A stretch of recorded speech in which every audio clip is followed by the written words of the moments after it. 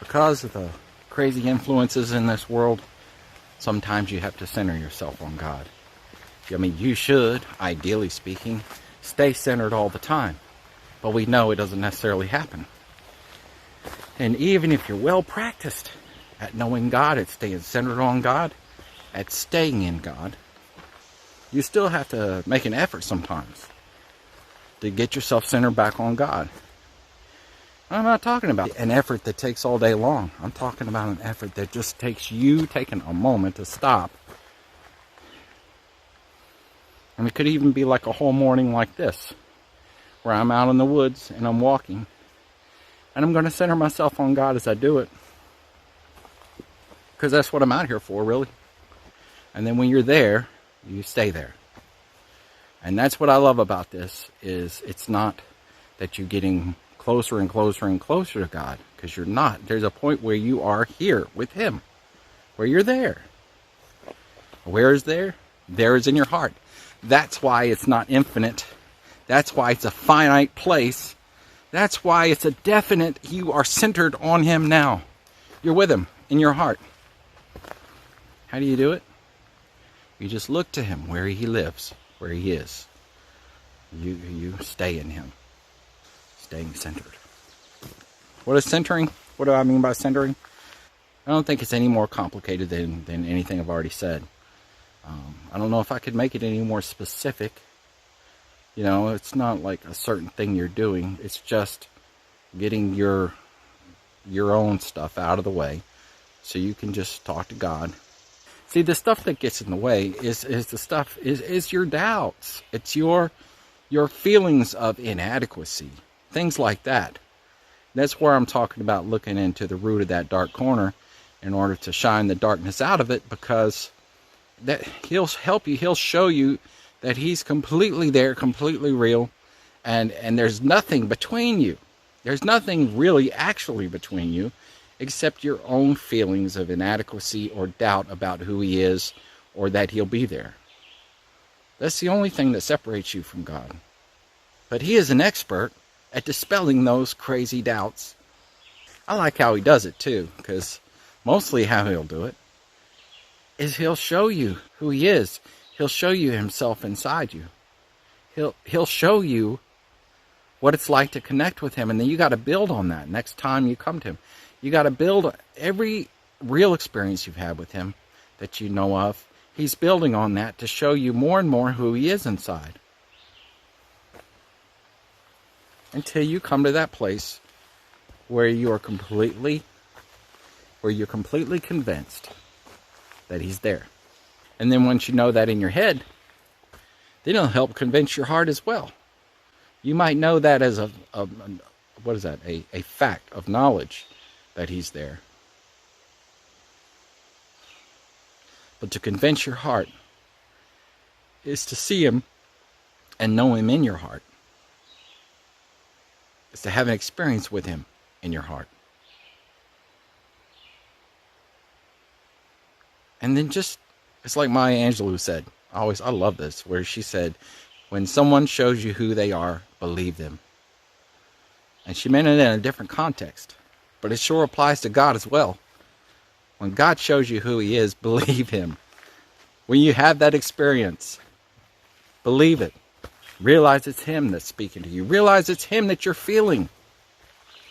He's showing you. That's what centering yourself on God is about. All right, now in the practical sense, centering yourself on God is about needing to take those moments to focus back in on God and to receive some information from Him, receive some, just to be centered on Him. Because you don't necessarily need any particular information at that moment. You don't necessarily need anything specific from Him at that moment, except that you want to be sure that your connection is real. That's it. Now in the book of Hebrews, it talks about entering into the holy place that is not made with hands. That is, not of a building. That's what you're doing when you're centering yourself on God in you. Because where's the holy place if it's not in you? And you say, what? Where's the holy place that's not made with hands? It's in your heart. What makes it a holy place? What should convince you on this fact? Is that God being in your heart is what makes your heart a holy place. Just like God being anywhere is what makes it holy. So centering yourself is the same as entering into the holy place of your own heart. And you say, okay, so I enter into my heart. That sounds good. Let me take it one step farther with you. Because to understand this fully, what you need to understand is that it's not your heart you're entering as much as it is entering into God himself. All right? That's what you're doing in there. Yes. It's awesome, but it's true. In the same way that God is a spirit, so you are a spirit. And a spirit has entered into you, right? When he came to live in you. You see? You can enter into God the same way. Your spirits can flow and intermingle together just like two streams of water coming from two different places can come together. That's the reality of God. That's who you are worshiping. But he's not a force. You got to realize that. He's not that river. He's not a river of water. He's God, the person who is a spirit as well. Just like you are, whatever your name is, the person who is a spirit as well. And you flow together as one. Your spirit is not separate from you any more than God's spirit is separate from him. It's you flowing into God and him flowing into you. And you enter into that as you enter into your heart where he lives. Set your eyes on him. And you are actively becoming one with him.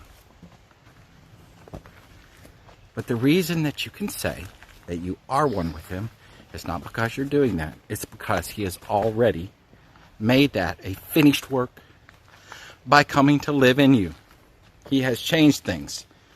Changed everything. You remember? Where it says you're a new creature and old things are passed away. If you're in Christ. Any man who's in Christ is a new creature. Old things are passed away. Behold, everything's made new. How does that actually happen? It's so simple. God comes to live in you, and now you are a new person because God is at the center of you. God is in your heart. You are born again. You're a new person. But the problem we all have living in this fallen world with all the temptations out there is even though we've been made a new person, we don't see it clearly because of everything that's paraded in front of our eyes to bring us off track. God knows that. He doesn't blame you for that. He doesn't really blame anybody for that. It's not about blame with God. He knows that all flesh is as grass, and as a flower of the field, it fades away. He knows you're made of flesh, that corruptible flesh, and he knows you're subject to temptation because of it. So he doesn't hold it against you. All he does, he's like wisdom that stands on Main Street shouting to all who will come and learn of me. That's what he does. He's there. He's ready. He's right out in the open where you can see him. In this case, in your heart, to give you understanding. We're talking about heart understanding. Where you can see the change he has made in your heart. Where you can see the new creature you have been created to be. Once again, recreated, that is, in his image. Contrary to popular belief, you were never not in his image. You were created in his image from the beginning. It's just that image was marred, just like you threw some mud on top of it. By sin, by mistakes, by what happened with Adam and Eve. But you are completely new in his eyes now that you have received Jesus, because he's wiped the sin away All right? And the reality of your connection with God, that sin is no longer there. Now, all we got to do is get it to where we feel like that's true. And how do you do that? By centering yourself on Him, by entering into Him and allowing Him to show you who you really are. Allow Him to show you the truth of what He's done in you. Allow Him to show it to you personally, because you don't really understand it without God showing it to you.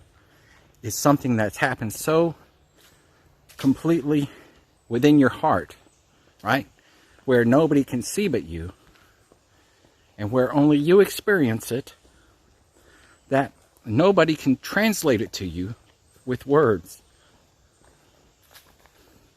because it's in your heart. And you might say, well, how am I going to get it? Well, see, you just totally went off track with that thought. Not saying that you had that thought. I've had that thought. Well, how am I going to get it? If nobody can tell me about it, if nobody can describe it to me. That's the whole point. Nobody else, no other person can show it to you. Nobody can communicate it to you adequately. It's not possible because they can't get in your heart with you and show it to you. But that's okay, because that's why He is God. Because He can do that. He's the only one who can do that. And He wants to be God to each one of us individually and personally. Therefore, He's got to be the one to show you, so that it's between you and Him. That's why you have to stop esteeming men above God, because they cannot give it to you. I don't care what they say, it won't help. No, this whole thing relies on you having a connection with God personally. The whole Bible relies on it. The whole Bible is pointing to that. He that believes on me, out of his belly shall flow a river of living water. Believes on men? No. Believes on what other men say? No. Believes on me. Putting your faith in me directly. You see? Putting your attention, your focus in God, and letting Him be all that He is to you. That's what centering yourself in Him is. That's what entering into Him is. That is the thing that the Bible is trying to get you to do. There's no God like that. Then, see, you'll be transformed into His image. You'll be just like Him. You'll walk and talk with Him. You'll be what He intended you to be.